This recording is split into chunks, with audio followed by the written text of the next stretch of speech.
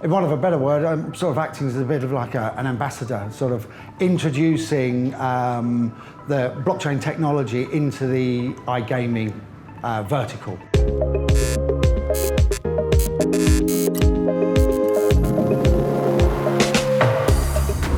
Hey everybody, welcome. I'm Becky Legiro. This is Hashing It Out.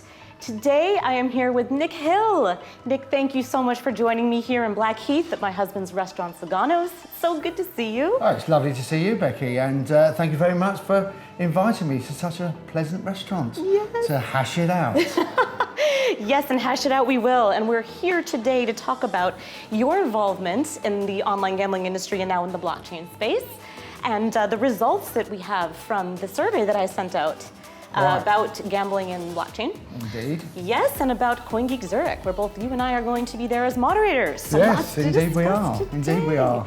But for those that don't know you, Nick, can you describe to our audience here what your background is in the gambling industry? I think that we're talking 20 years here.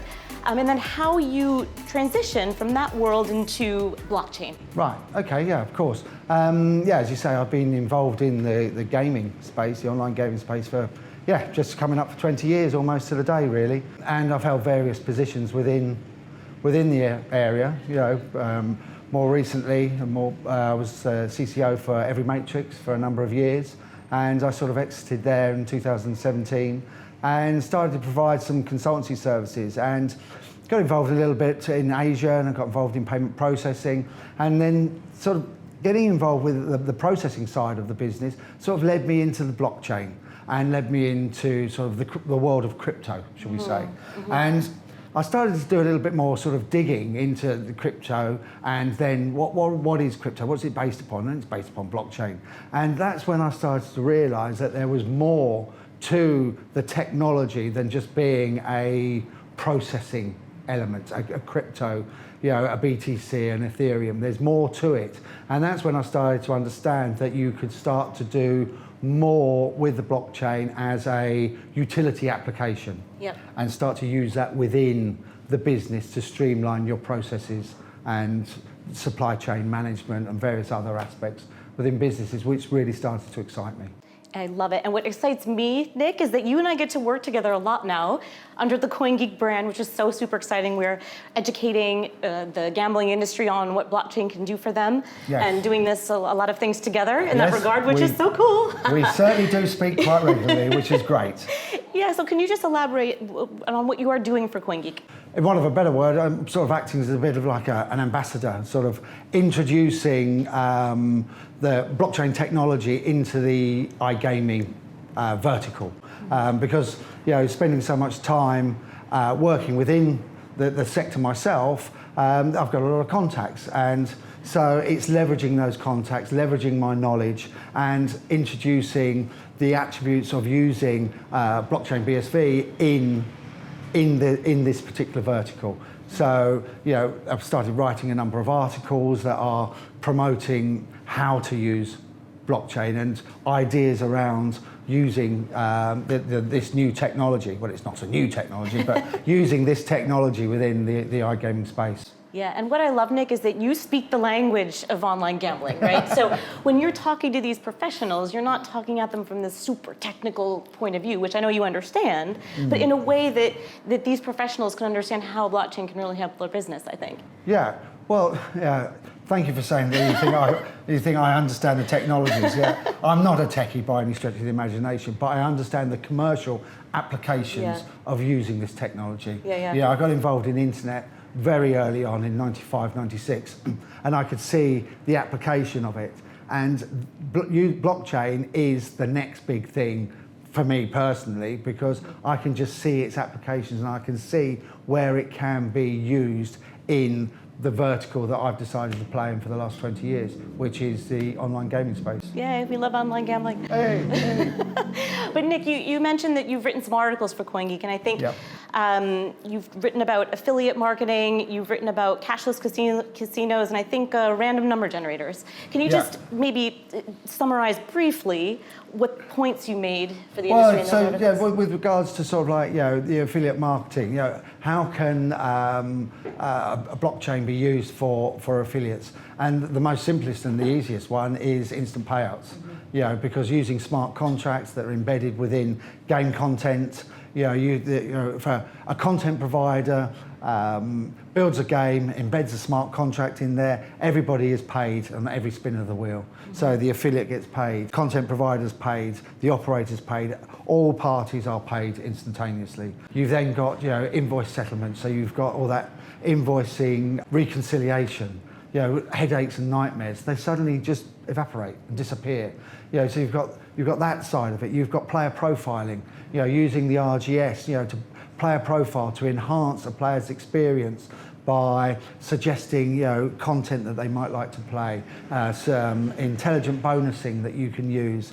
This can also lead you into responsible gambling because you're profiling this player, you know where they're coming from. You can embed markers of harm into your player journey so that if they're visiting the site more frequently and they're depositing more frequently and it's out of their norm, that can raise some triggers and some flags, and these can all be stored in a central place on chain and accessible by all parties. Yeah, amazing. So that's what I've been sort of publishing on via CoinGeek, fortunately, and LinkedIn and Gambling Insider. Yeah, so tell us about Gambling Insider. What are you doing with them specifically? Nothing specifically with them, but they approached me because they saw obviously my profile on LinkedIn and just sort of asked if I could sort of maybe write a couple of articles. So I just published a couple of articles via them, and I think it's something that they are now looking at as a regular piece because they can see that the industry is slowly but surely moving towards the adoption of the technology within business processes. Yeah, well done, Gambling Insider, because this is a juicy topic, and I think sometimes people don't realize how important that it really is. I tend to agree with you. And so on that subject, I did release a survey which you helped me fan out across the gambling industry, so thank you. More than welcome. Yes, about blockchain and what the level of education is, I guess, in the gambling space. And we have the results from that survey, which I know, which you've seen. Yes. So I wanted to just discuss with our audience today just some of the high-level takeaways that came from that survey. Sure. And I think the first thing is that 38% of those surveyed are actually using some form of digital currency or cryptocurrency in order to fund their casino for payments. Yeah. And BTC clearly the leader there. I wanted to hear from you your thoughts on the use of digital currency as payment and what role that plays in the whole blockchain gaming ecosystem. Right, yeah, that's a good question because in my mind, there's two sides to blockchain. You've got one side which is your payment processing, which is crypto, and you've got your other side which is blockchain, which is being used for utility applications. So the crypto side is payment processing, and that's where 38% of survey came out and said that they're using it. They're using that primarily to acquire deposits, to acquire new players, to acquire a new breed of player, and to acquire deposits from those players. Most casinos that have a crypto processing policy or a facility aren't paying back out in crypto. So they're acquiring, they're converting using an exchange, converting into fiat, and then the player is in the casino or the sportsbook wagering with casino currency or fiat currencies. The other side is where you do have like crypto casinos, purebred crypto casinos, and they are, they're crypto in, so you've got on-ramp in, on-ramp, off-ramp out. So you are totally immersed and providing a crypto environment. Now, these are, they're aiming for a different audience. They are probably targeting more of the high roller, but that's a need, and processing is always key on any company's focus, purely for the fact that, you know, if you can shave your processing costs, and to process in cryptocurrencies is supposedly cheaper than using traditional payment methods. But is it? Depends on, you know, on the gas prices at the time, doesn't it? Yes. Yeah, so we can go into a whole subject on gas prices, couldn't we? But yeah. Yeah, and I'd imagine that the crypto in, crypto out casinos, that's probably a pretty niche right there. It's Yes. people that are already really hardcore into Bitcoin or Ethereum or whatever. But you know, we at CoinGeek, we're talking about using blockchain technology for the masses, for enterprise solutions, for the world, right? So maybe people that don't even know what BSV blockchain or what BSV even is, you know, could be using these things, customers and actually businesses. But anyway, I'm digressing. Back to the survey. We also discovered that 88% of those surveyed are not using blockchain in any way, really. So basically 12% are, which is a small percent, in any way other than using it for digital currency and payments. What's your reaction to that number? Well, I'm not surprised that people aren't developing applications using blockchain technology at the moment, because there aren't any products out there that are built on chain for companies to adapt or integrate or work with, and no one company is going to suddenly, you know, swap out all their legacy technology and implement a whole new strategy, which is unproven, unfounded, unregulated to a certain extent, and suddenly start building things on blockchain. Now, blockchain has come on in the last few years immensely. It's totally changed. You know, when it first came out, it was BTC, in 2012. Nobody really knew what it was doing. It was a coin, it's for payment processing. Now, you know, people are starting to wake up to using it as a utility application.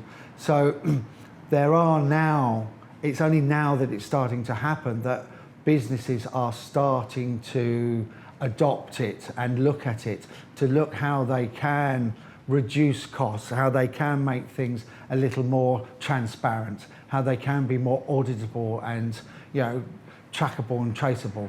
You know, so it doesn't surprise me that companies aren't, but they are waking up to it, and it's now that companies are, you know, certain other companies that I'm working with are developing products as we speak that can address a lot of their key issues that they're experiencing. I'm getting excited because I'm going to pull the iPad out, Nick, and I'm going to show you some of the results that we had here. So the first thing I wanted for you to look at is actually some pain points that our surveyed professionals shared with us. And this is not related to blockchain. This is just pain points in general. And what I think is really interesting here is that right at the top, we've got compliance, which is something that you've already talked about. We've got, you know, responsible gambling, following all the rules and regulations of all the different jurisdictions around the world. This is a huge pain point, and payment processing too. So the top three are ones that we've already touched upon, ones that we've already touched on. So just briefly here, how is blockchain going to help these guys with compliance? I started to sort of speak earlier. So compliance, legislation, payment processing, responsible gambling. These are all big issues for all regulated entities, you know, gambling operators, gaming operators at this moment in time, because, you know, the compliance departments, you know, the UKGC and all the regulated territories, you know, throughout Europe are, you know, putting more and more pressure upon the operator to become more compliant, to become more responsible with regards to how they're advertising, how they're incentivizing their players to continue wagering. There has to be more accountability and more transparency from the operator to the regulator. So, you know, blockchain enables, you know, if I just take one that's quite passionate to me, which is the responsible gaming side, blockchain enables the operator to not only protect themselves from fines that they've been, you know, getting, but also to protect the player. And it's more, so if you're using this progressive sort of technology to enhance and protect a player's experience, you know, that's got to be good. That's got to be a good thing. at the same time protecting the operator, because they have the ability to store everything on chain so that it's on a time-stamped, immutable ledger that can always be referred back to. Yeah. Because companies may pick up these fines for not adhering to the rules and regulations in responsible gaming, but however, they did do that. But how do you prove that? Because it happened 3 years ago. And the guy that was the customer services guy that was dealing with that player has left the business. And where's the audit trail for those telephone, the dialogue, the email string? Where is all this information? Whereas if you're using blockchain and it's stored on chain and it's notarized and time-stamped, it's there. Yeah. And it can be accessible by the player, accessible by the operator, so they know where it is, and also you give the keys to the regulator, and then they can interrogate that data. Yes, I think that's absolutely brilliant. And I was speaking with Stefan Matthews in a previous episode of Hashing It Out, the CEO of Tell, and he said if he could tell one sector of the gambling space to really look out for blockchain, it's the regulator. Yes. He said it's just made for regulators, honestly. It would make their lives just make so their much lives easier. so much simpler. Yeah. So much simpler. But like with the regulator, so the regulator is struggling because, as I've said before, you've got two sides. You've got the crypto side, which is payment processing, and you've got the blockchain side. The regulator is struggling to regulate the payment processing side, the crypto side. The blockchain side, using it, as we say, for enterprise level utility application, is not so difficult to regulate. Because you're actually using a progressive technology to enhance a player's experience, to protect the player, to protect the operator, to protect the gaming ecosystem, for want of a better word. Yeah. So it's the transparency of it all. Yeah, and that's a really great way to look at it. And actually, back to the survey, I know that one of the reasons why some of the professionals that were surveyed are not implementing blockchain yet is because of regulation, because they're concerned that there'll be a problem with the regulator if they do use blockchain technology. Yes. And so I think you just made a great point that the regulator wouldn't have an issue with a technology that's going to make things transparent for them to do their job.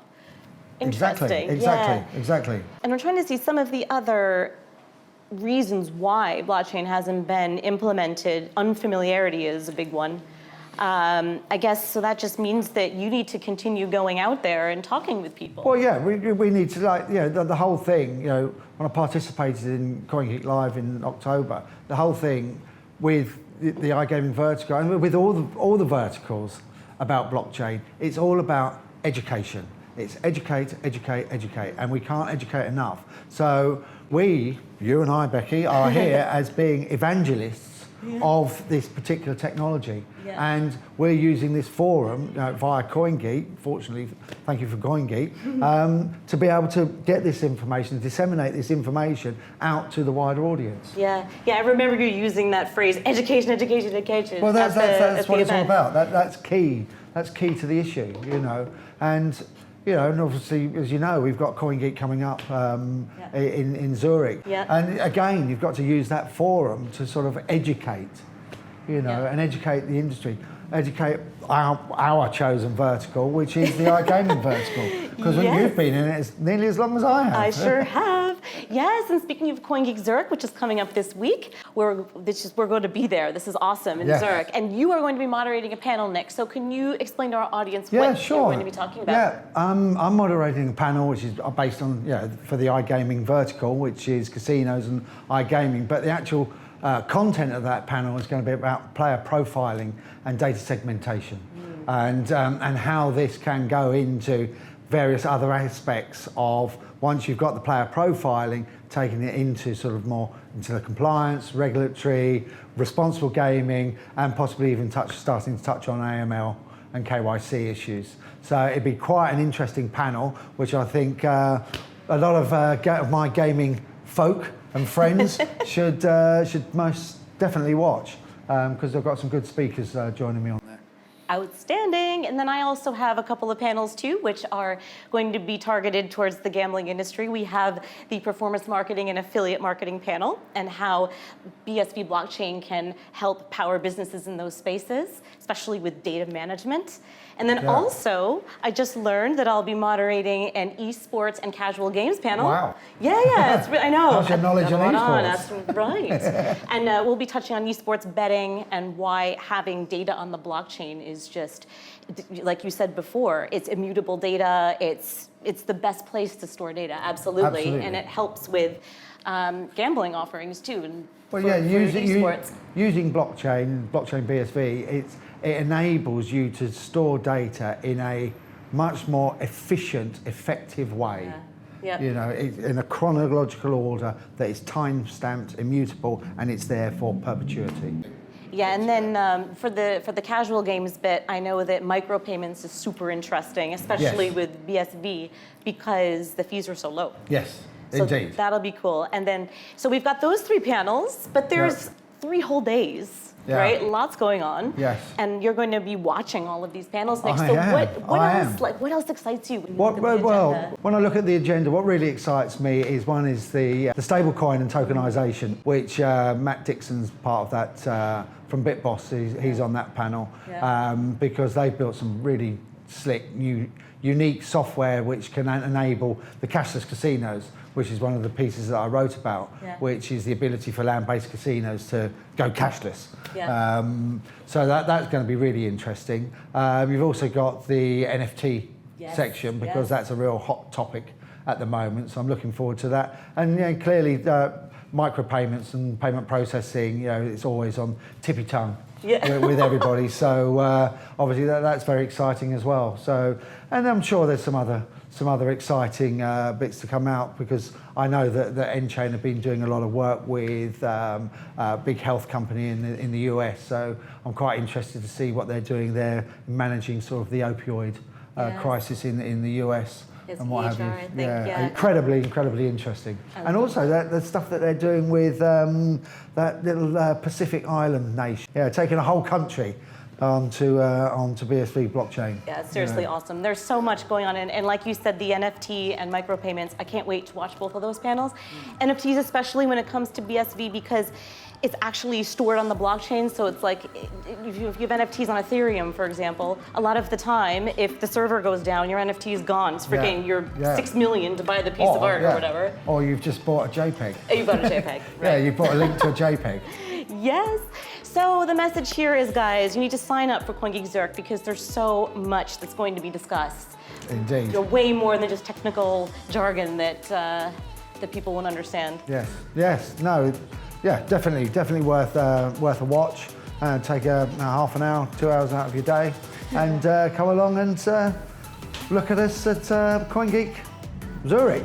Yes, and thank you guys so much for watching this episode of Hashing It Out. It's been so much fun, Nick. Always amazing to see you. Yes, and thank you very much for inviting me. Yes, and spending some time. Thank you guys so much for watching. This is Becky Legiro with Nick Hill. Thanks for watching CoinGeek.com. Goodbye.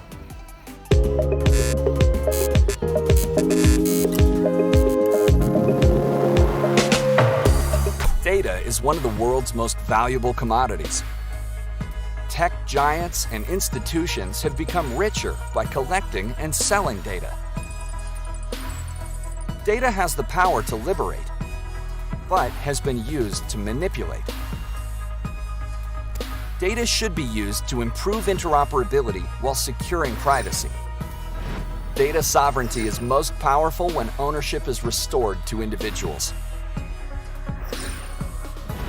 But how can we speed up the flow of information while also empowering everyone to be more private, secure, and free?